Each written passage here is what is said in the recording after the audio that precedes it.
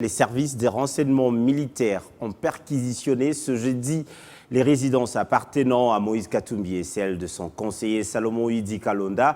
Cette action du service de renseignement fait suite à l'arrestation de Salomon Kalonda, accusé de l'atteinte à la sûreté de l'État, de comploter avec les M23 et le Rwanda, de tenir illégalement une arme.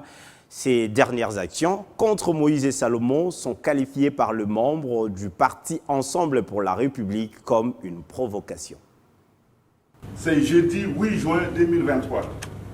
Une perquisition illégale a été opérée à la résidence de M. Moïse Katumbi, président national de Ensemble, ici à Kinshasa, Ngaliema, sans que le propriétaire des lieux n'ait été prévenu de cette action, alors que lui-même est absent de Kinshasa et qu'aucun membre de sa famille n'est présent sur les lieux. Au terme de cette opération irrégulière et cavalière, rien d'anormal n'a été trouvé ou retenu.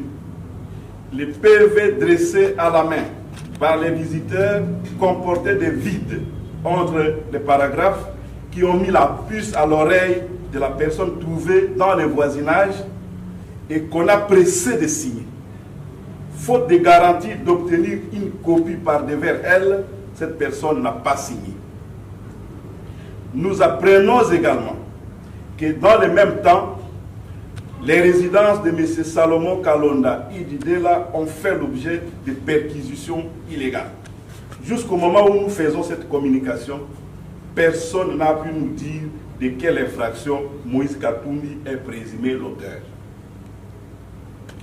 En vertu de l'article 29 de la Constitution de notre pays, je cite, « Le domicile est inviolable.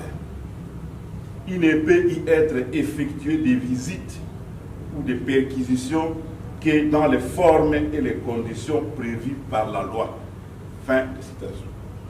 Dans les cas ci-dessus évoqués, ces exigences de la Constitution n'ont pas été observées.